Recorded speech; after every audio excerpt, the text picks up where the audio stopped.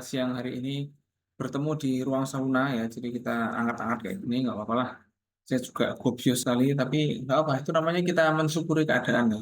Bagaimanapun situasinya, kita sudah punya lab, terus toto ya panas ya. Mungkin kita perlu istighosah biar lebih dingin gitu, nggak apa-apa, nggak apa-apa.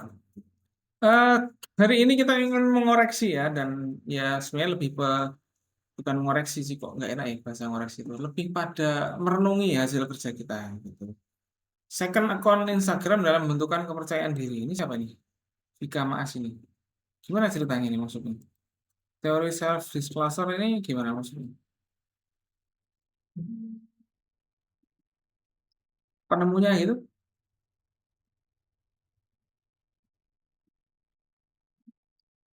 Penemunya siapa ya? Ini tahu. Si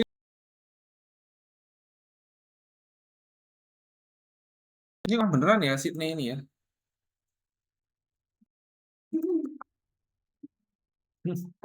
Oh ini psikolog. Psikologis itu berarti psikolog. Pak D, oh Mbah Sydney ini lahirnya 1926. Ini ketika Gontor lahir nih Mbah Sydney juga lahir gitu ya. Terus meninggalnya 74 gitu ya. Di mana nih? Kanada. Oh, Kanada lahirnya. Meninggalnya di Amerika ya. Apa nih kira-kira nih? Januari 21, 1926. Oh, Gontor malah belum berdiri tuh. Kan Gontor kan diproklamasikannya bulan September ya. 1926 bulannya September. Hmm, Nanti personality, oke. Ini teorinya ini, self disclosure apa ini? Self disclosure teori gitu ya. Hmm.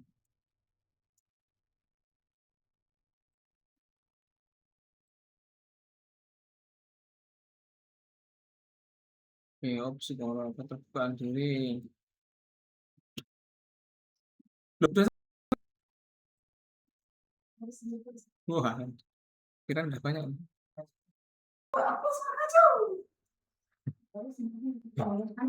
Minum dulu, minum dulu. Ya, ya. Ini juga buku karyanya apa yang membahas tentang teori ini? Ini belum dirujuk kayaknya.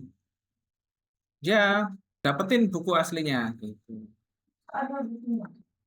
Iya, no, karyanya kayak apa-apa untuk menunjukkan bahwasanya antum. Hah?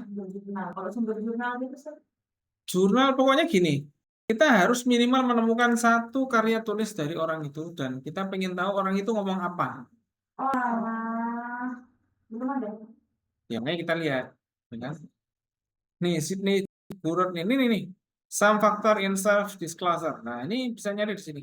Kalau ditemukan di 1971 kayaknya keliru ya ini ya. Vika ini. Karena ini 1958 udah disebut nih. 1958, 59, 66 udah disebut nih. Ya kan? Self disclosure udah disebut, ya kan?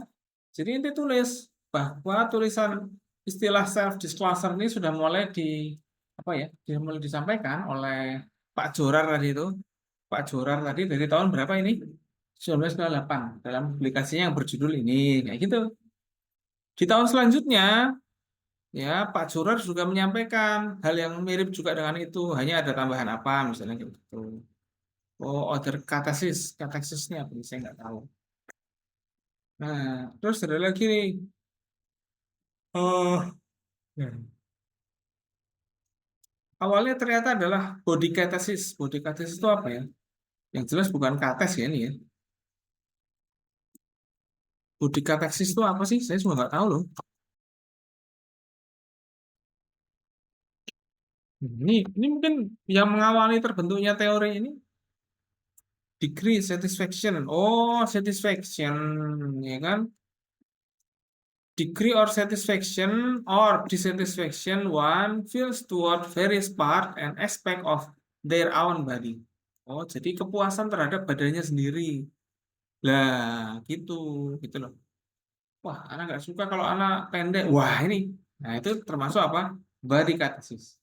Kan? Dari situ lama-lama menjadi self disclosure. Nah, itu namanya kita cerita. Kita cerita tentang bagaimana teorinya. Oh, dulu kayak gini. Nah, itu. Ya, karena kita Islamisasi itu akan bisa kita lakukan kalau kita paham ceritanya. Jadi kalau kita nggak paham ceritanya ya susah juga. Ya. Oh, kenapa sih di Gontor tuh ada peraturan ini? Oh, ternyata ada cerita di baliknya. Oke. Ya, selalu terjadi kayak gitu. Ya, apalagi narasi-narasi atau teori komunikasi itu mesti ada apa namanya sejarah di baliknya. Ya. Nah, contoh kayak gini, teman-teman tahu ya apa namanya surat Al-Lahab tabat syada abillahi. Oh, buat apa? Ya, itu asbabun nuzulnya apa? Ini enggak sih? Ini ayo apa deh? Abu Lahab. Iya, Abu Ya, Lahab. ulam ngapain? Karena Abu Lahab itu yang ini ngamen Rasul, terus dikasih tahu yang apa namanya istrinya gitu. Salah ya, Sir? Nggak salah sih. Saya nggak nyalain. Kan saya nggak pernah nyalain juga. Ya, nggak ngomong tak salah. Ya nggak usah, biarin aja. Dari awal salah itu kan saya pengen tahu apa yang Anda tahu gitu loh. Ya kan? Jadi Al-Lahab itu suratnya turun ketika dakwah terang-terangan. Jadi Nabi naik gunung gitu. Ya, bukan gunung sih, paling bukitnya katakanlah naik genteng situ lah. Ini di pasar gitu. Ya kalau di sana itu namanya bukit atau gunung yang disebut jabal itu enggak kayak di Indonesia yang setinggi-tinggi gitu jabalnya. Bukit. Bukit paling sebukitnya Koas itu, paling naik di situ ini di pasar. Ya. Nabi teriak, lah ya gitu. Oh, lebih paham. Ada. Enggak, ya itu kan itu Abu Lahab yang mendustakan gitu loh. Iya. Lahab. Oh celaka nanti Muhammad, masuk ngumpulin kita cuma ngomong kayak gini doang. Akhirnya tak sih. Tapi setelah ayat itu turun, apakah Abu Lahab langsung celaka? Tidak. Iya. Enggak. Ya, butuh waktu. Waktu. Ya kan ada waktu, ada prosesnya. Jadi nggak langsung celaka masuk ke dalam takdir. Oke, understand. Jadi itu ada suatu narasi atau ya selalu terjadi seperti itu. Maka ada teori di mana kalau orang itu mendustakan Rasul dia celaka. Ya, jadi teori. Ya.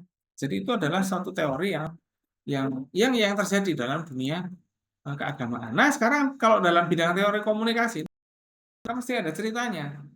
Nah, ini nih pengungkapan diri. Nah, jadi teori pengungkapan diri itu apa? Menyampaikan diri sendiri, informasi pribadi atau apa. Tapi awalnya teori ini dipengaruhi dengan apa? Banyaknya orang tidak puas dengan badannya sendiri. Secure. Ya, Ya, dikatakan seperti itu itu. Ustaz. Sekarang istilahnya insecure. Ya, tapi kan zaman dulu nggak ada istilah itu. Ya, ya.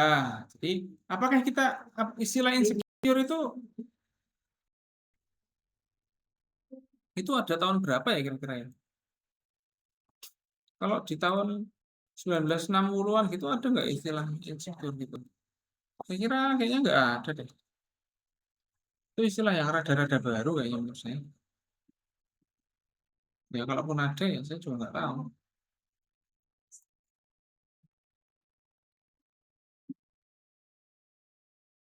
Oh, insecure attachment ya. Namanya insecure attachment. Kan? Oh, jadi kalau insecure tadi namanya insecure attachment. Jadi orang itu merasa dirinya itu selalu di apa hinggapi kekhawatiran. Kan? Khawatir apa? Ya kayak tadi itu teman kita. Khawatir wah daripada saya salah jawab. Padahal sebenarnya nggak apa-apa. Toh saya juga nggak pernah nyalakan orang kan.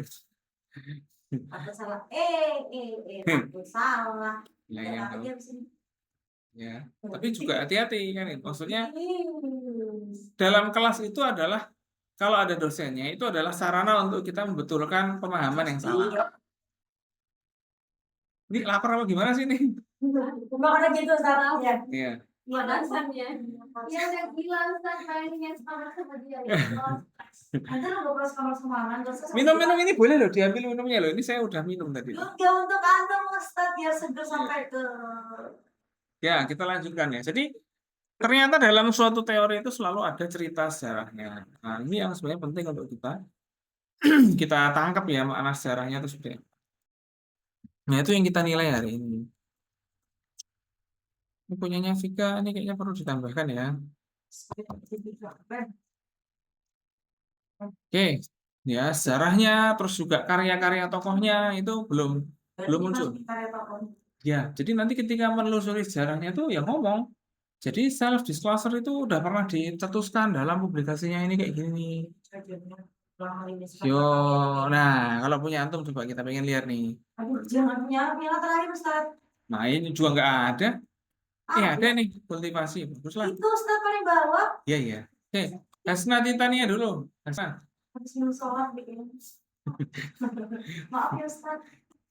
Saya, saya tuh pengen ketawa saya tapi biarin aja lah. U3 ya U3, produktivitas kinerja karyawan. Ya ini bagus. Pakai ini entar. Di sampingnya di sini.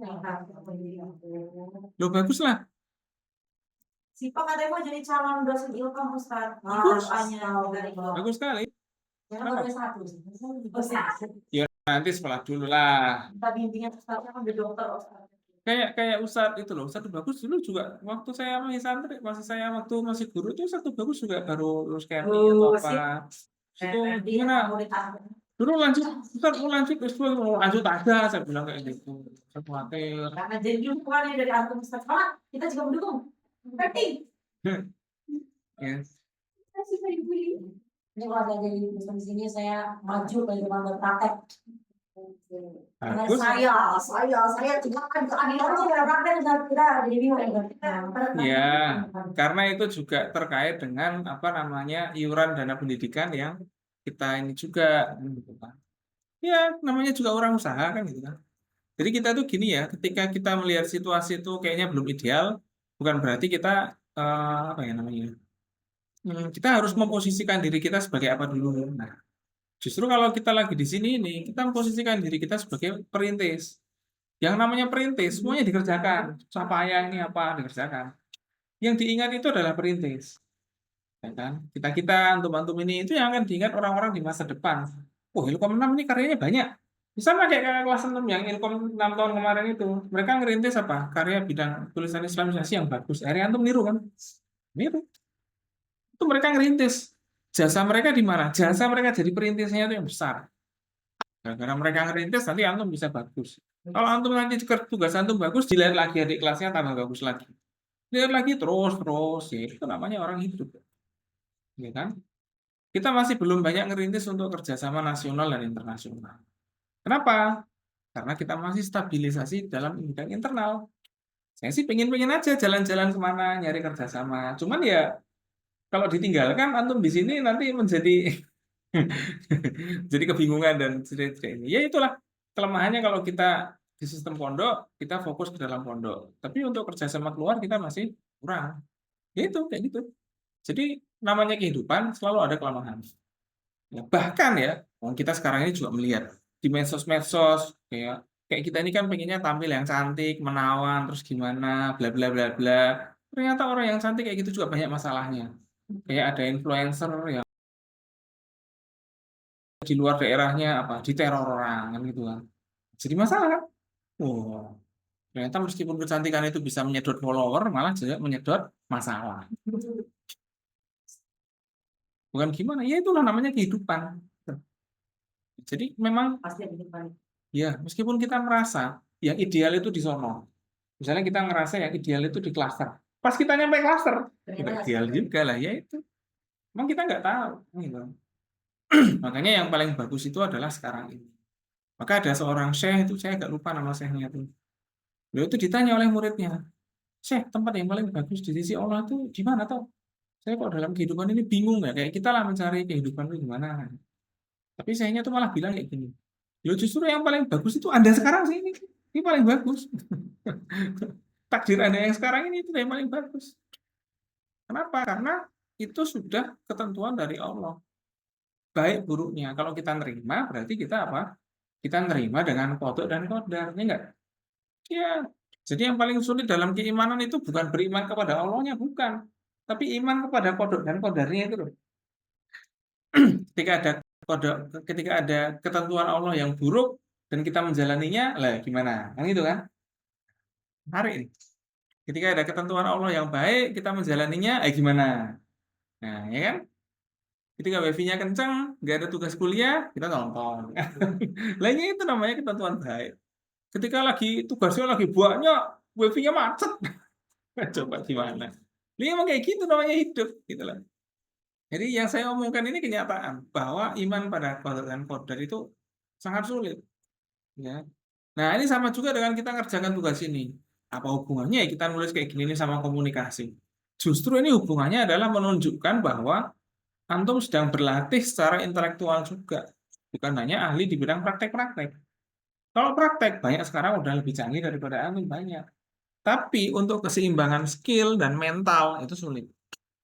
Banyak orang-orang yang ahli praktek bidang apa? Depresi, ya kan? Banyak. Kita, wah, meskipun kehidupannya sulit, masih bisa tidur, kan gitu kan? Nggak depresi, kan gitu. Andai kan antum nggak punya uang di pondok ini, depresi nggak? Ya, Ya, iya, tapi kan antum tetap bisa makan, toh? ya. Iya, bisa makan. Tidurnya juga bisa nyenyak. Paling depresi nggak bisa jajan. Itu aja nanti akan terlupakan kalau ada teman raktir, kan gitu aja kan. Tapi kalau di luar, itu antum tidak bisa hidup satu hari pun tanpa punya uang. Itu loh. Ya, itu hal-hal seperti itu mesti antum lupa. Tapi ya saya ingatkan antum. Kenapa ya? Karena saya pernah ngalamin di luar. Kalau tanya satu bagus saja lah. Kalau tanya dosen-dosen yang kuliahnya di luar ya. Walaupun saya nggak kuliah di luar, tapi kan karena saya sering keluar, ngantar orang atau apa, ya jadi tahu lah. Eh? Yo ngantar dosen-dosen kalau pergi kemana gitu. Nah, dulu kan kita nyupir ya, sering nyupir di pondok itu. Jadi ngantar sono, sono, sono, sono, balik bandara atau mana, Surabaya dan sebagainya. Oh, jadi kita tahu, oh alah kayak gitu tuh kehidupannya. Oh, ngantar orang pulang, ngantar anak pulang kadang-kadang ya. Ngantar ke ngajar, kemantingan atau apa, ya sering. Dari situ kita sangat ngerti. Nah, contohnya kayak gini nih, secara teori yang cukup bagus nih kayaknya. Nah, Alex Bevelas ini juga bagus ya. Hanya karyanya mungkin ya, diungkap ya ini karyanya ya. Kita semua karya saya buat karya Ya, bukan ngumpulin karyanya, tapi apa? Karya apa? dia buat. Yo, nggak semuanya sih. Ini tadi nih, teori apa misalnya nih? Teori jaringan komunikasi gitu. Itu dia ngomong gitu. Siapa namanya ini? Pak Dialek nih.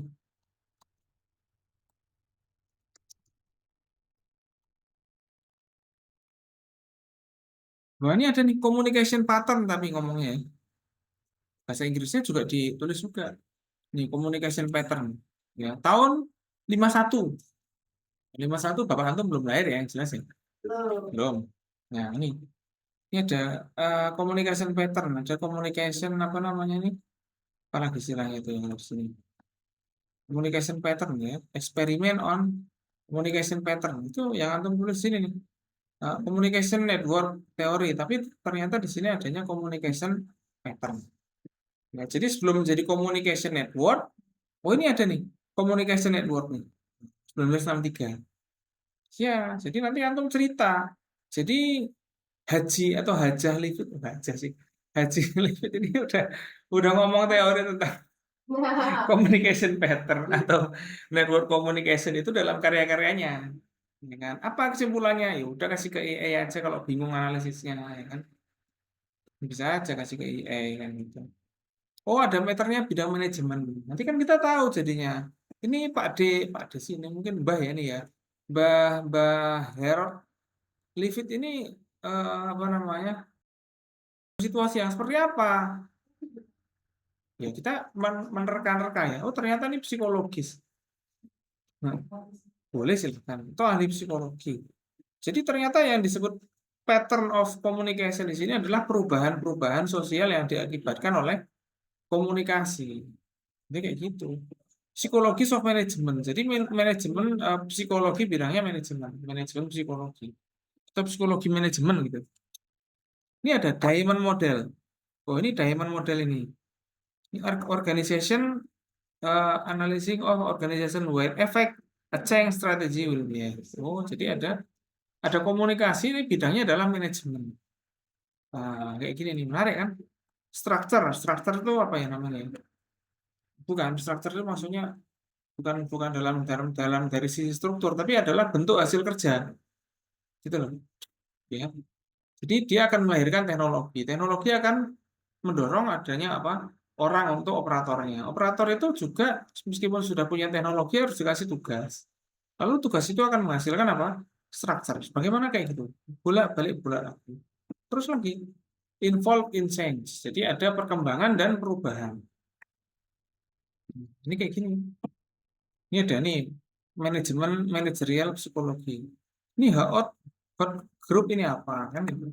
Ternyata Harold Leavitt ini dominannya meskipun di apa communication pattern, communication network itu lebih pada bidang apa? Manajemen. Nah, berarti ini malah menurut saya relevan dengan ini ya, komunikasi internal. Kenapa teorinya relevan? Kenapa? Karena memang bidangnya manajemen dan itu juga apa U3. Pas saran saya malah jadi skripsi gitu loh. Ini beneran ya. Iya, dilanjutkan aja. Boleh lo pakai MTK kuanti atau apa. Itu seperti itu. Supaya antum memang tidak perlu merubah banyak dari kegiatan-kegiatan yang sudah antum lakukan. Tapi dulu nih materinya sama siapa nih yang ngajar? Nah, tapi teorinya ini.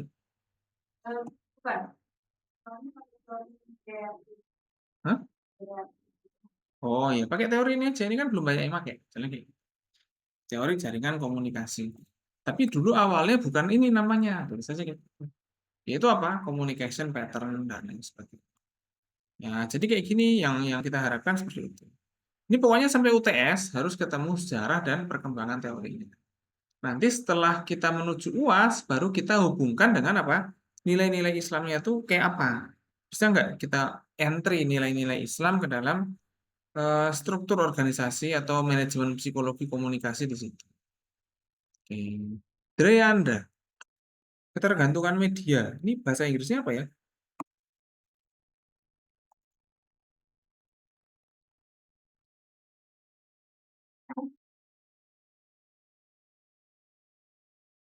Apa nih bahasa Inggrisnya? Bahasa Inggrisnya.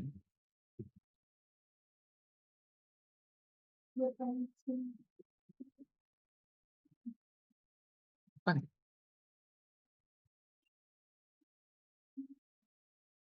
Ketergantungan media. Nah, itu langsung teori ketergantungan media atau nama bahasa Inggrisnya apa?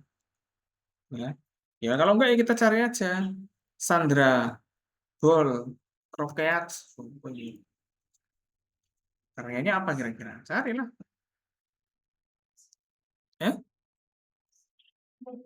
nah, inilah dependency model of mass media effect. Nah, ini, ya kan? Ini langsung ini diambil aja. 1976. Saya nggak tahu orang tuanya udah lahir belum. Ya,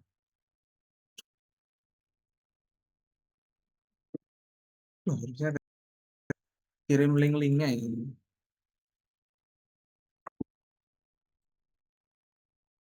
Hmm. Nah, jadi ini ada Sandra siapa nih? Sandra Bell. Orangnya, sorry.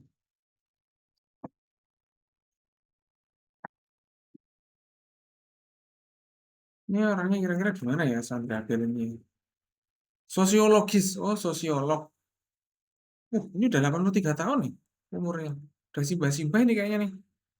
Communication of USC Annenberg. Ya, School Communication and Journalism. Pas kali nih. Ya. American Psychologist and Communication Scholar. Profesor Emerita. Emerita itu udah pensiun. Ya, emeritus sudah pensiun berarti. Ya, tapi masih ngajar nah, kayak gitu. Pensiun tapi masih ngajar. Media dependensi teori. Ini namanya, ya kan? Media dependensi teori. Kayak gitu. Mak-mak juga nih kayaknya nih Sandra Sandra Bol ini. Ya, tapi belum meninggal ini ya kayaknya ya. 83 tahun. Wah, 83 tahun nih. Umur-umurnya simbah kita nih kayaknya. Wah, ini udah simbah-simbah ini. Ini simbah-simbah kelihatannya masih sehat sekali ya di situ ya. Mungkin makannya nggak micin mungkin mereka ya.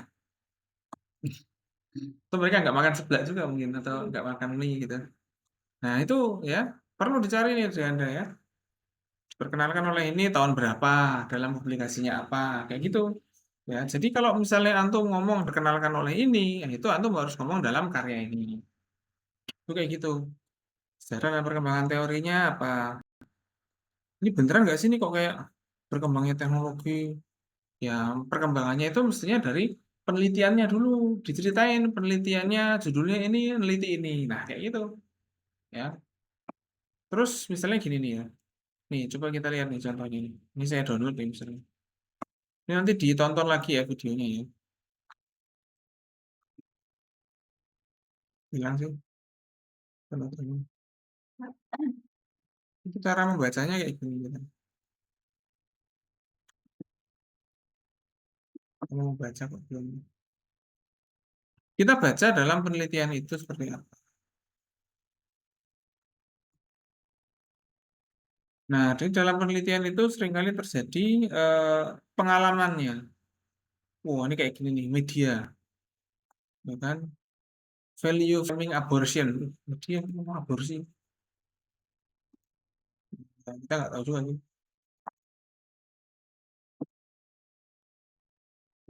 Kok masih loading sih. Nah, media sistem dependensi ini 1985, ya kan? Next generation, who, watch, and what with what effect. Nah, ini juga menarik juga. Nah, ini jadi emang ada apa ya namanya itu? Ada semacam apa namanya pemahaman oleh seorang itu tadi ya, seorang Sandra Boll itu tadi bahwa media ini punya dampak seperti apa. Itu perlu antum jelaskan. Dalam tulisan antum ini, kalau sejarahnya berarti perlu ngomong tentang itu tadi.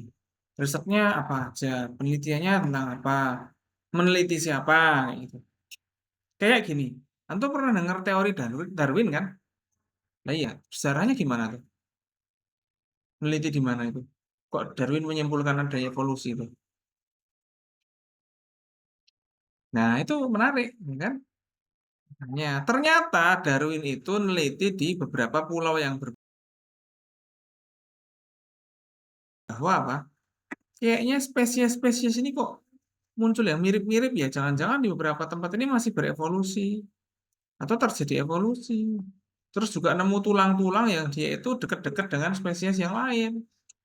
Kayak manusia itu tulangnya kok lama-lama kok dekat dengan monyet. Akhirnya dianggap bahwa itu adalah iya, atau manusia di era yang sangat-sangat lama. Dan padahal makanya itu disebut teori Darwin. Teori, teori itu boleh benar, boleh salah. Dan Darwin pun juga ketika ngomong teori itu merasa benar sebenarnya. Hmm. Ya nggak beriman kan itu. Nah kalau kita kan nggak mungkin bisa ngomong teori yang seperti itu karena Tuhan menciptakan manusia. Tapi dalam hal ini, dalam bidang kehidupan, memang ada terjadi apa? Evolusi-evolusi kecil dalam kehidupan. Misalnya orang di Afrika, dia cenderung kulitnya hitam dan lain sebagainya. Kenapa? Karena emang itu yang mereka butuhkan untuk menghadapi sinar matahari di sana, untuk menghadapi iklim yang keras di sana. Ya, orang-orang di empat musim atau apa cenderung lebih putih. Kenapa ya? Karena emang menghadapi itu. Dari sisi makanan juga mempengaruhi. Kita di Indonesia makannya apa? Biji-bijian. Ya beras itu contohnya kan gitu. Di luar negeri makanya gandum atau mungkin juga banyak makan daging. Nah, itu beda juga. Volume apa namanya badannya manusia juga akan berbeda. Orang-orang kayak di Asia itu makanya dikit-dikit kecil-kecil dan lain sebagainya. Ya, tapi beda nanti kalau jadi olahragawan, sumo atau apa, wah, makanya banyak dan lain sebagainya. Jadi ya kayak gitu. Ternyata ada perubahan-perubahan pada sisi karakter karena apa pola hidup yang berubah.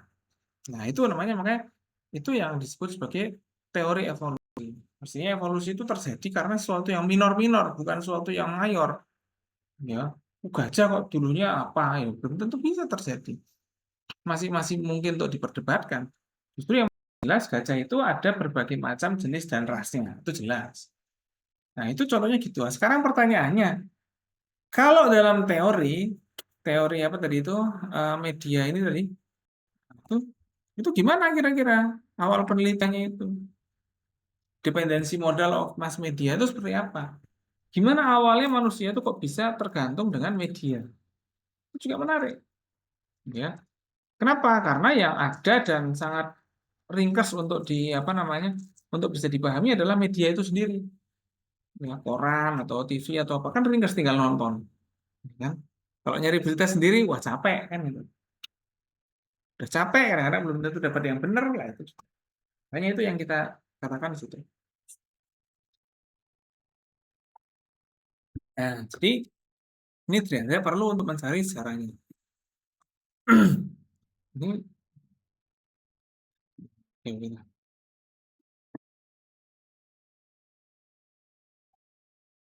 Selanjutnya mana ini yang mengumpulkan lagi nih? Novita ya. Ini yang punya Sania belum ada? Terus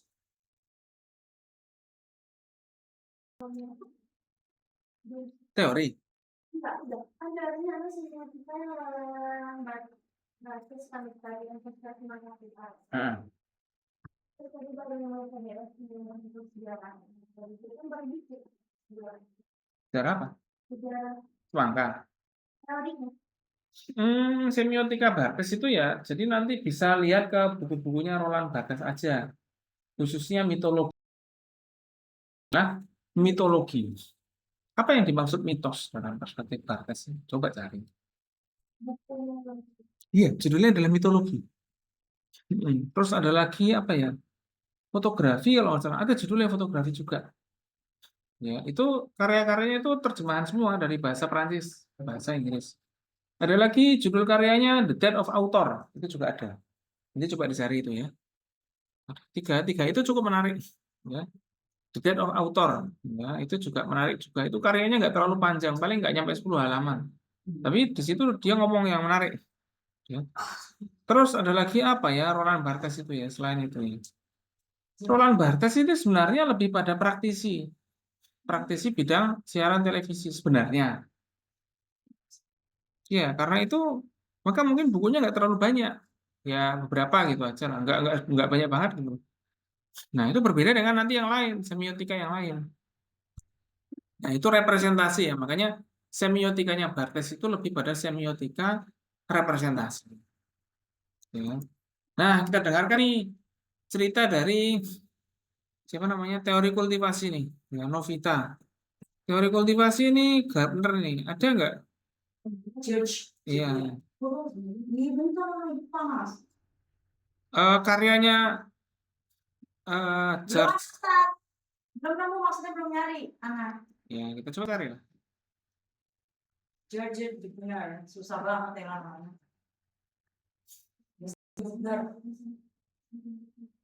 Ini television contribution political orientation ini juga benar, kan? Terkultivasi. Nih symbolic function ini ada nih. Violence in television drama, trend and symbolic function. Violence itu apa artinya? Violence, violence itu artinya apa? Kekerasan. Yo, kekerasan. Satu Inggris. Sastra Inggris,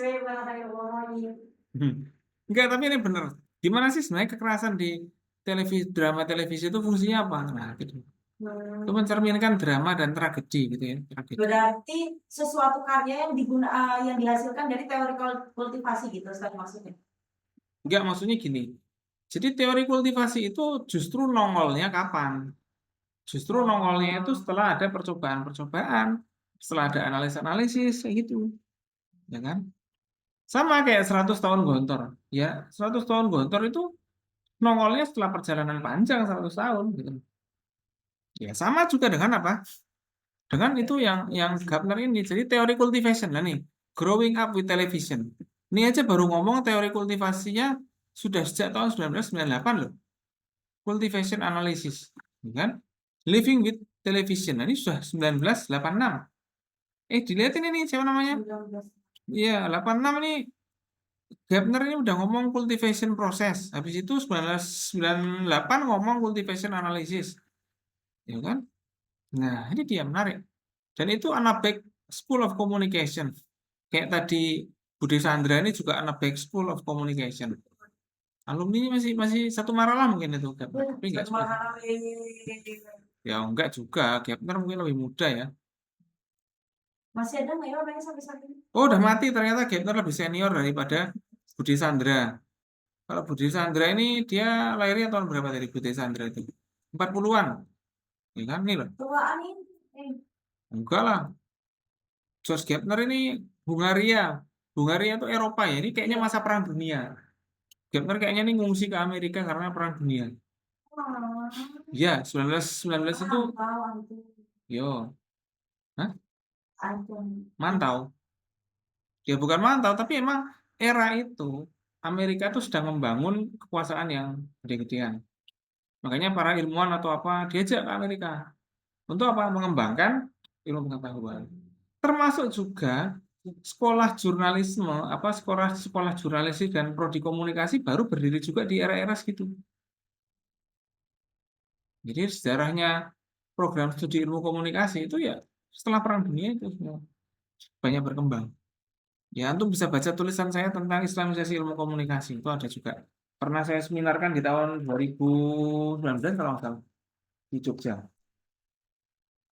Jadi ini serius gitu loh. Jadi saya bisa ngomong kayak gini karena baca. Dan bacanya udah sejak tahun 2019-an loh ya. Bukan baru baca. Maka saya merasa wajar kalau antum baru baca kadang-kadang bingung ya wajar lah. Saya kan udah baca lebih lama daripada antum. Biasa aja. Nggak usah merasa insecure atau apa. Itu malah bagus. Ya. Kalau merasa kepanasan saya juga. Ya. Baik. Nah ini 24 Desember ini haul ini besok 24 Desember ini mungkin tahlil juga nggak pakai jangan-jangan malah tahlil. Ya. Jadi anaknya dua, tapi yang jelas mungkin umurnya udah lebih tua daripada antum. Jadi nggak bisa antum berharap yang baik nggak bisa.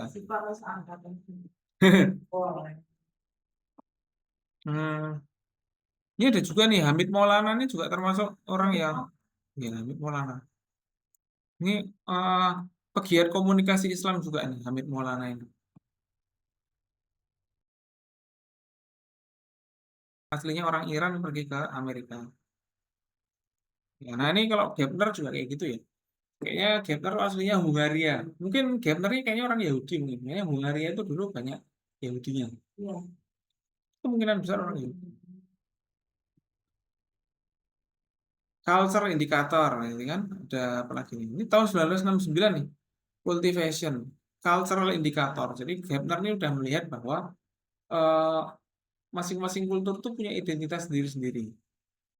Ya kan? Berdasarkan apa? Berdasarkan media massa atau literasinya. Lama-lama ini mungkin ini Gepner masih di awal-awal Amerika, saya juga kurang tahu. Kapan Gepner ini pindahnya ke Amerika, saya juga nggak tahu. Gitu kan. Mungkin nanti bisa cari infonya. Nah, tapi ya itu tadi ya. Ini contohnya kayak gitu tadi.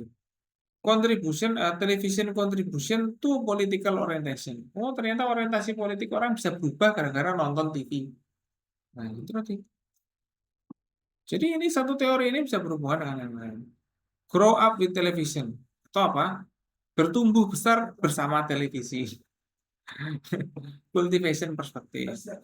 Ya, nah, jadi teori kultivasi ini menyorot orang yang terpapar siaran televisi selama beberapa waktu, kayak gitu. Lalu dia seolah-olah tumbuh dengan itu tadi. Ya, contohnya apa? Kalau zaman sekarang kan banyak apa namanya drama-drama di FTV. Nah, orang melihat kehidupan itu seperti di FTV, diselingkuhi terus nanti ini dan ya kayak gitu juga. Ya, itu kultivasi sama juga dengan apa namanya Korean Wave. Itu contohnya ada dipasangin dengan artis Korea dan apa lagi itu. Dan ya banyak makanan Korea juga mulai muncul ya kan di Indonesia. Sejak kapan itu? Ya, sejak antum itu. Ya. Oh. Dan makanan Korea itu basicnya banyak apa? Tepung. Nah, iya. Nah, tepung. Nah, makanya hati-hati buat antum. Ya, apalagi yang perempuan, yang mie, tepung itu hati-hati. Karena mie-nya di Indonesia beda dengan mie-nya di Korea. Itu loh. Ya, di Indonesia ya hanya membuat bahan yang substitusinya saja atau bahan pengganti.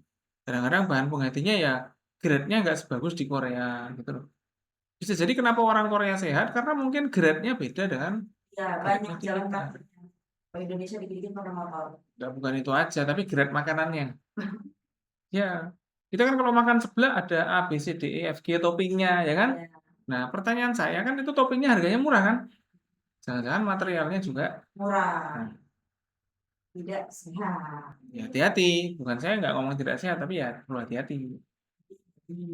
Ya, ya, karena sekarang ini banyak ngetren orang cuci darah. Iya, Ngetren cewek stunting. instan. Apa itu? Makanannya tepung. Jarang makan sayur. Ya, Menghambat gizi. nah, ya. Hanya coba silakan antum berpikir untuk komunikasi kesehatan itu gimana. Iya, makanya itu kerupuk lah, makan kerupuk lagi. Oh, ya kan. Wah, enaknya apa ya lauknya? Bakso, bakso tepung lagi. Ya ada dagingnya sih kan gitu. Kalau giliran makan yang agak sehat-sehat kayak sayur nggak mau. Makanya masalah ini. Kan? Kalaupun ada sayur yang enak, maunya sayurnya yang dioseng. Ya, ya dioseng ya kena minyak, kena tepung, kena apa ya. Kalau sayur murni ya tuh kan jarang mau makan. Kan gitu. Coba nanti pulang makan sayur direbus gitu aja udah. Jadi lauk. Emang nggak enak, tapi itu untuk memperbaiki badan antum. Kayak gitu juga perlu. Ya, kita ini hidup dengan tren televisi. Dikit-dikit iklan topoki, apalagi gitu makanan Korea tuh. Tabuki. Itu ya, ini kayaknya udah hataman makanan Korea nih, nggak usah lah, nggak usah dihatamkan, nggak apa-apa. Ya, tambah makanan yang buah atau sayur kayak gitu ya. Biar sehat. Nanti kalau Anda melahirkan anak-anak Anda juga sehat, kayak gitu loh. Jangan nanti malah melahirkan anaknya susah, gizinya juga kurang karena tepungan. Nah, itu jangan sayang sekali. Antum-antum itu berharga loh di mata orang tua antum, ya kan? Ya, Apa yang orang tua antum tunggu itu diantara adalah kisah sukses antum dan cucunya. Nah, gitu. Ya teman-teman ini juga harus dari sekarang mulai untuk itu. Ya karena zaman sekarang di mana-mana banyak mulai mulai banyak anak yang meskipun mantingan atau apa kok sakit. Ya mereka bukan sakit karena di pondok, tapi karena makannya yang tidak teratur. Yo, silakan nanti usul, saya pengen ada sayur atau buah dijual atau apa. Ya bagus. Memang mahal, tapi memang kesehatan itu ya segitu. Daripada ada antum Ustaz makan, makan di sini loh, di sini padahal ada ahli orang kuliah gizi, tapi makannya nasi, terus idamnya kentang, terus lauk sampingannya kerupuk. Udah karbohidrat semua, pakai santan, malam hari, lama aku berjoget-joget. nah itulah perlunya nambah buah atau sayur, ya kan? Kenapa sih itu? Nah, emang itu yang terjadi, ya makanya saya juga wajar aja. Nah, itu makanya kultivasi itu adalah bagaimana kita nanti mestinya bikin konten soal kesehatan. Konten beli buah kayak, konten apa, konten makan sayur. Cobalah dibikin konten untuk promosi kesehatan kayak gitu. Konten-konten tentang bikin buah, makan sayur atau apa itu kan masih jarang. Wah, kali aja nanti akan jadi akpam kan bagus. Saya sebenarnya juga udah ngobrol-ngobrol sama DKP, bikin akpam tematik yuk. Apa konten? Hmm? Ya mungkin nanti akan ada. Ya pas dia jadi DKP. Yang penting saya udah ngomong ya kan gitu kan, berarti akan ada kan. Gitu. Oh, tuh, spoiler ini kan. Nah, ya kita nggak tahu. Nanti mungkin tahun depan ada. Oh, ide. Siapa Jadi akan ada akun tematik, yaitu apa? Bikin konten. yang akan meluncurkan ini? Nah, kita lihat nanti. Kenapa? Karena kita melihat, mungkin ini nggak tahu ya, kalau di Mantingan saya nggak tahu gimana nanti bikin kontennya. Ya kalau di Siman itu jelas, mahasiswa punya HP yang cukup banyak, tapi belum bisa dimanfaatkan dengan lebih bijaksana. Kalau emang di cewek dikasih HP, yang ngeri juga. Ya nggak ada HP sih. Ya?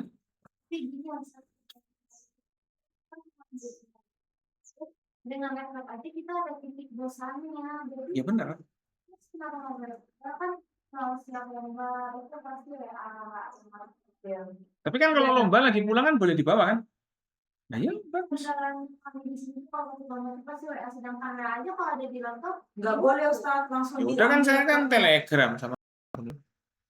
kalau misalnya daftar lomba gitu Ustaz, jadi harus hubungin WhatsApp gitu. Ya udah kita pindah ke telegram lah, nggak ada masalah. Kan orang luar nggak ada ini. Ada banyak di Nah, telegram. terus kasih tahu mereka yang biar pindah ke telegram gimana? Kan harus hubungin ke WA dulu. Kalau enggak ya lewat email. Banyak loh info lomba di telegram itu. Ternyata udah tutup pendaftarannya ya. Enggak ya cari aja lah. Itulah namanya kita ini. Ya, bahkan di telegram kalau menurut saya lebih banyak info yang valid daripada di WA. Cukup banyak. Gitu kan? Nah itu bisa dijajaki. Ya. Kayak kemarin saya ngirim apa itu ya? Tentang apa itu namanya? Saya lupa itu tentang apa. Ya Instagram itu Oh, itu kan juga menarik tempat magang atau apa. Cari itu. persiapan untuk magang. Lah, ayo segera dicari. Ya, kita nggak tahu ya nanti statusnya bagaimana, tapi saya yakin bisa untuk berhasil. Ya, makanya ini kalau teori kultivasi nanti cari magang di media atau apa. Radio Ustaz nggak masuk ya? Radio bisa aja. Bisa aja, karena radio itu bisa mempengaruhi pendengar. Iya. Kan contohnya kayak gini, kan ada radio-radio yang ngetren sejak zaman dulu sampai sekarang. Ya kayak RRI atau apa dan lain sebagainya. Nah, itu juga bisa. Di Gontor pun juga radio pun juga bisa di streaming secara online. Ya kan? Bisa loh dibikin streaming secara online itu. Radionya online. Tapi nggak ada videonya, emang radio aja. Suara Gontor tuh gitu. Nah, bahkan yang megang teman-teman antum di sana yang putra-putra itu bikin acara yang aneh-aneh juga, yang menarik juga. Kayak ngobrol bersama santri, itu nanti ada. Bahkan sampai walinya mau dengarkan juga. Jadi itu menarik sekali. Jadi itu nanti akan ada hasilnya. Narasumbernya dibayar nggak, Ustaz? Hah? Narasumbernya kayak itu dibayar? Nggak mestilah kalau narasumbernya santri, kasih jajan aja. Ya. Jadi ngobrol aja dengan apa santri atau apa. Loh kok santri? Lah kan nanti bisa dikirim ke walinya ya enggak? Iya. Malah tambah jelas. Justru kita cari prospek yang seperti itu. Daripada kita nanti nyari narasumber yang gede-gede, tahu-tahu nggak ada yang dengerin karena nggak tahu, ya udah yang jelas aja lah. Kalau narasumbernya santri, mesti akan ada wali santri yang pengen dengerin, walinya dia. Lah iya, nanti bahkan lama-lama dia ngabari wali santri yang lain. Ini nih, mulai berkembang. Gitu ya. Siapa sih yang suka siaran radio di sini? Kita.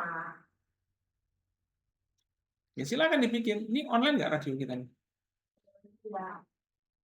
Bikin online aja. Suaranya direkam, dimasukkan mana gitu, Spotify atau apa gitu, atau pakai radio-radio apa, boleh aja. Nah iya, itu kan karena belum kita nyoba, ya enggak? Bukan nggak ada jalan, tapi kita belum nyoba, masalahnya di situ. Nah, maka saya sampaikan ke antum, ayo digarap. Ustaz, kalau antum narasumber gimana? Wah, ayo aja. Kayak Zoom kan sebenarnya Zoom itu kan bisa diambil suaranya doang, gitu. Kurang apa? Ya, ya tergantung alatnya. Tergantung alatnya yang dipakai, ya. Gitu. Ya sih siap-siap aja. Saya ngobrol dengan saya atau apa. Yang simpel-simpel aja kalau saya kan ngobrol soal hidup, kehidupan, sabar, syukur, pondok modernan, ya kayak gitu-gitu aja lah yang saya menguasai. Kalau fotografi itu nggak tahu saya. Ya itulah namanya kita ngobrol. Padahal zaman sekarang ini teknologi ini semakin maju. Tapi apa yang kurang dimiliki oleh manusia? Ya, sikap-sikap yang berhubungan dengan kemanusiaan itu. Gimana hidup bahagia, gimana hidup yang tenang atau apa, ya kan? Apa kira-kira harapan orang tua, kita membaca harapan orang tua kepada kita, nah, itu dia. Kita membaca harapan calon mertua, misalnya. Ya, jadi harus bisa baca pasang. Calon mertua itu banyak. Kalau Anda ngajak santri ngobrol, santriwati ngobrol, itu bisa jadi. Loh, ini santriwati di sini. Ya. Memungkinkan nggak dia punya anak cowok gitu lagi? Kenapa sih antum nggak sampai mikir ke sana? Bagus. Boleh. Ya udah, sampaikan aja. Di share channelnya ke luar negeri atau apa. Kalau saran saya jangan yang budayanya jauh-jauh, nanti tidak bingung, gitu ya. Ya. Jangan yang budayanya jauh dengan kita, nanti bingung. Masih ya kalau enggak ya ini aja apa namanya yang keturunan-keturunan atau apa. Terus juga di Belanda atau di Rusia boleh aja, bagus juga kok. Kata siapa Anda harus di Indonesia? Enggak juga. Nanti kabari saya kalau udah keluar negeri. Oke. Siap. Ya. Kalau kaya jangan lupa dikasih tiketnya lah. Nah, iya. Ya kan saya keluar negeri cuma di Gontor aja kan ini swasta ya, jadi luar negeri. Jadi saya di luar negeri coba di sini aja. Ya. Jadi gitu namanya bercita-cita, tapi juga dikejar beneran. Bahasanya juga dikuasai, kayak gitu kan. Pemahaman tentang budayanya, skillnya juga. Karena taraf hidup orang di luar negeri itu sudah jauh dengan kita. Taraf hidup itu apa? Dari mental, skill itu beda. Ya. Iya, karena apa? Karena mereka sudah melewati yang namanya apa ya? Yang namanya kayak kasus kekurangan gizi. Mereka udah melewatinya. Anak-anak itu misalnya umur sekian, udah ada sekolahnya, nanti gizinya sekian, kurikulumnya sekian, dia udah bisa meningkat. Katakanlah kecerdasan anak SD di sono kecerdasan mentalnya ya, bukan kecerdasan intelektual ya, kecerdasan mentalnya itu mungkin udah menyamai anak SMP di sini. Mereka di sana udah untuk anak-anak SD di sana udah nggak kepikiran untuk tawuran. Di sini masih kepikiran bully orang kan gitu. Kan jauh sekali. Perbedaan mentalnya jauh sekali, ya kan? Bukan hanya itu kemampuannya, apalagi kemampuan dosen. Waduh, itu udah sangat jauh. Saya aja ngobrol sama orang luar negeri aja sering berkali-kali dalam forum. Bahkan saya juga diajak ya di email. Saya di email malah di email malah dipanggil profesor. Antum nggak percaya? Terus harus orang Kanada. Saya ikut conference ketika itu diajak ngobrol-ngobrol. Oh, how you talk in Indonesia? Wah ini nih discussion forum nih. Nah, ya saya ajak untuk apa namanya nulis bareng atau apa. Saya minta referensi karena kayak gitu. Jadi kalau saya ada karya kayak misalnya kayak gini, ada karya kayak gini nih. Saya tahunnya dekat 2000, ya kan? Saya email untuk saya minta papernya. Saya email, saya minta. Pakai bahasa Inggris loh. Nah ini nih, wah ini dia ngajak, wah kemarin setelah ada simposium itu kayaknya seru kalau kita adakan apa diskusi pekanan gitu atau bulanan. Oh ya, saya mau ikut. Apa yang harus saya? Tell me what can I do for help? Ya kan? Oh salah, I'm very clear. Wah, nah ini Pak, ini apa namanya? Cari aja orangnya, masih ada. Ini loh, ini Eastern Standard Time, Quebec, Kanada, Kanada. Ya, Pak Seker namanya. Dia Anthony. Nah ini bisa banyak bahasa. Orang ini bisa bahasa Spanyol, bahasa Iran, bahasa Inggris, bahasa Arab bisa, bahasa Persia bisa. Ada 6 atau 7 bahasa yang dia bisa. Namanya orang interpreter ya, penerjemah. Ya, saya ngobrol sama dia. Dia juga cerita dengan bahasa Spanyol, bahasa Inggris. Menarik juga ya. Itu berarti yang saya bilang tadi itu tingkat intelektualnya udah jauh dengan kita. Kita nguasain bahasa Arab, Inggris, Indonesia aja udah kelihatan wah kan di sini. Di luar negeri ya bisa aja kali. Kalau orang yang bidangnya studi Islam ya wajib bisa bahasa Arab. Gitu. Ya. Tapi kita di antara orang-orang di Indonesia udah lumayan hebat.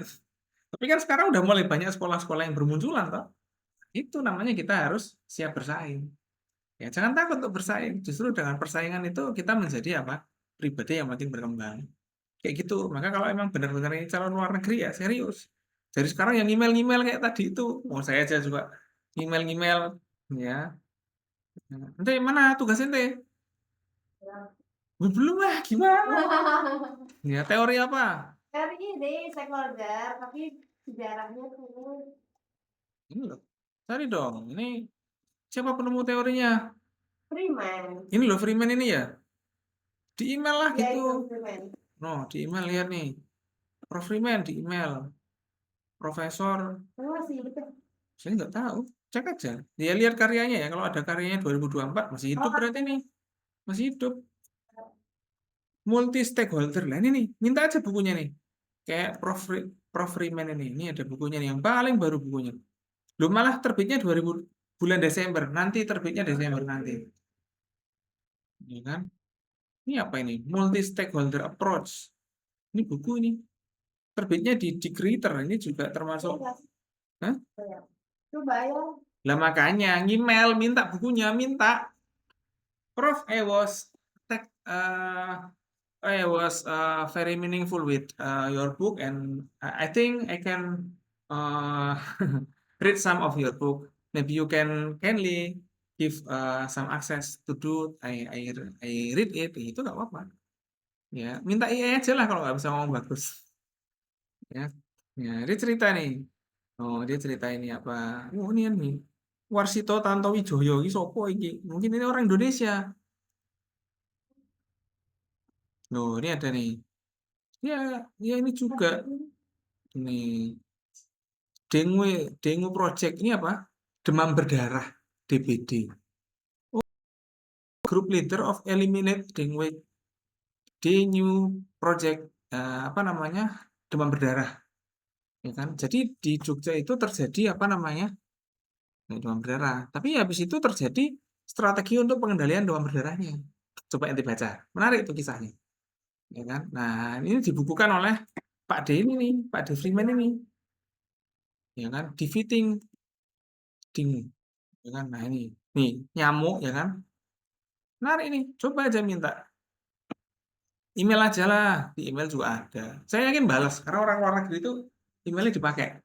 Ya, saya juga mengikuti budaya orang luar negeri, apa buka email. Kalau kita di Indonesia, WA ya orang Indonesia. Ini ada orang Malaysia nih yang email nih, Herman nih Malaysia, ya kan? Namanya orang internasional tuh kayak gini, ya kan? Kita ngobrolnya sama orang internasional semuanya.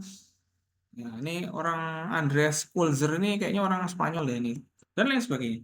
Kita ngobrol kayak gitu, ya. Jadi saya juga selain lokal di sini, tapi juga ngobrol internasional. Itu namanya belajar. Ya, jadi nggak apa-apa. Ya boleh aja kok, sah-sah aja. Kok kita salah sama mereka juga, mereka biasanya, oh ya nggak apa-apa. Nggak kayak kita di sini kalau ada kesalahan diamuk kan gitu kan. Oh di luar negeri nggak kayak gitu budayanya. Justru bagi mereka kesalahan itu adalah awal bahwa dia berkreasi. Itu pandangan orang luar negeri tentang, kita harus ngerti bahwa ternyata ilmuwan dan lain sebagainya punya kapasitas mental yang udah lebih daripada di Indonesia. Ayo, saya tunggu karyanya. Jangan cuma bermimpi aja, diwujudkan mimpinya. Gitu loh. Ya.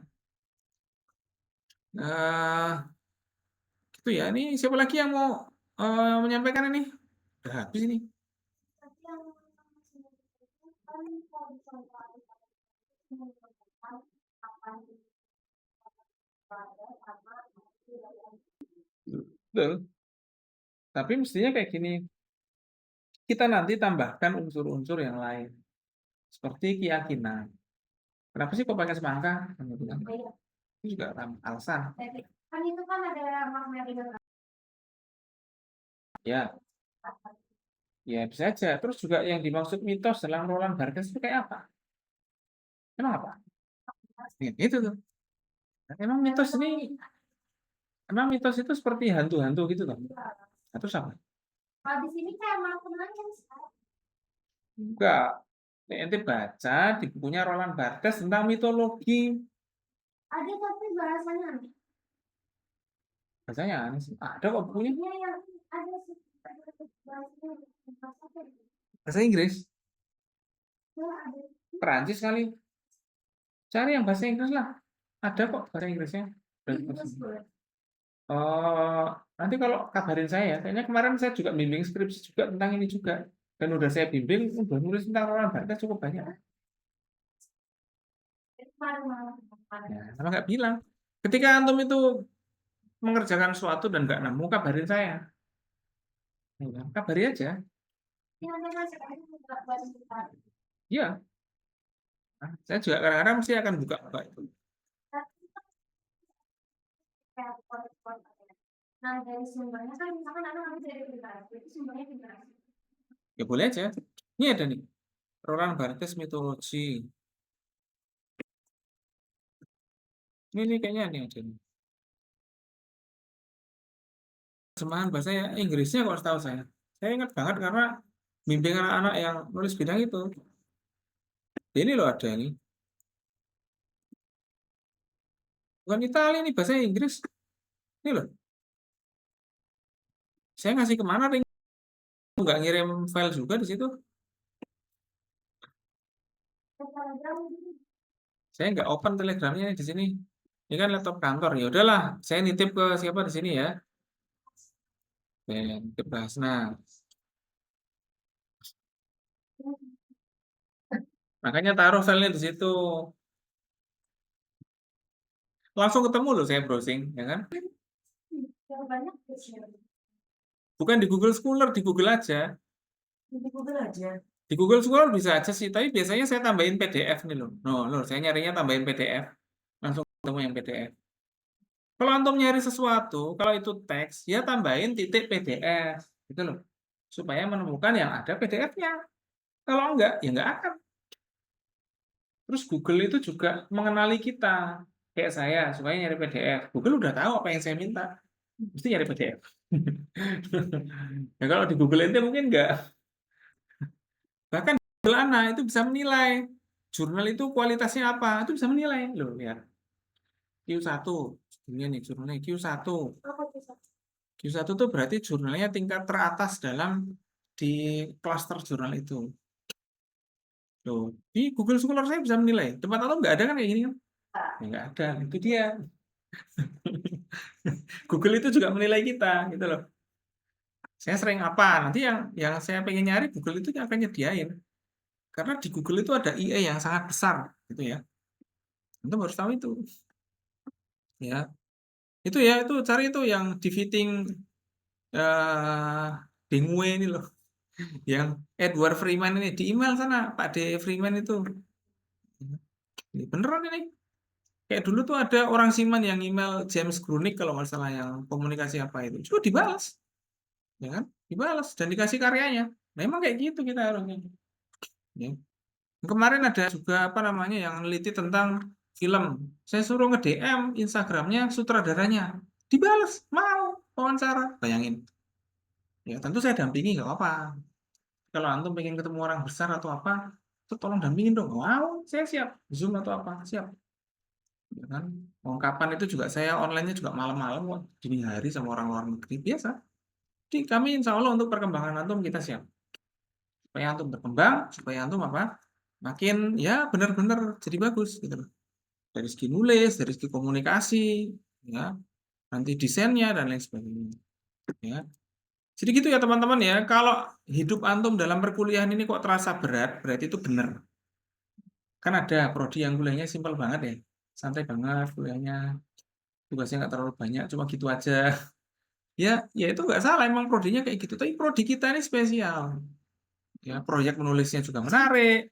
Proyek-proyeknya banyak. Itu mestinya antum bangga dengan itu. Berarti melalui prodi ini, antum akan berkembang lebih maksimal. Kemampuan komunikasinya, kemampuan nulisnya, kemampuan apa? Kamera, video, broadcasting itu bagus. Memang namanya orang mau berkembang maksimal ya berat.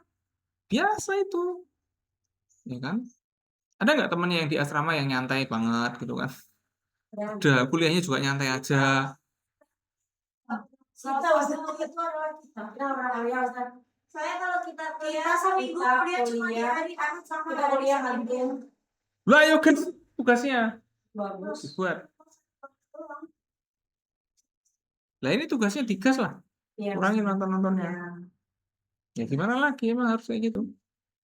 Ya apa perlu bikin online ayo aja. Tapi saya kalau bisanya waktunya ya yang kosong ya malam atau habis subuh. Saya waktu pagi jam kantor sore itu udah penuh ngajar juga sama kegiatan yang lain. Subuh itu loh kok pada nggak pernah sih ngadain acara habis subuh gitu. Kayaknya biasa aja deh. Kan pesantren kan. Online gitu. Apa ngajian subuh. Oke aja. Oh kita tahajud gitu. Ya tahajudnya tempat masing-masing. Tapi habis itu ada Zoom online. Apa-apa. Kreativitas. Namanya kreativitas. Kreativitas itu yang akan membuat kita maju. Begitu. Ya. Saya tunggulah nanti. Kalau enggak nanti di semester 7 itu ada tahajud online pagi ngobrol apa dan lain sebagainya. Iya, maksudnya tahajudnya tempat masing-masing lalu ada Zoom-nya. Kayak gitu. Ini belum gebrakan saya yang belum terlaksana tuh ini. Nggak tahu saya bisa melaksanakannya kapan. Ya, kalau tiap pagi bangun mah udah. Cuman saya gabut sekali tiap pagi. Paling ngerjain apa gitu. Jadi gitu teman-teman ya. Untuk evaluasi dari artikelnya saya minta semuanya ngirim nih ya. Tolong dikirim. Karena ini ada nilainya loh ya.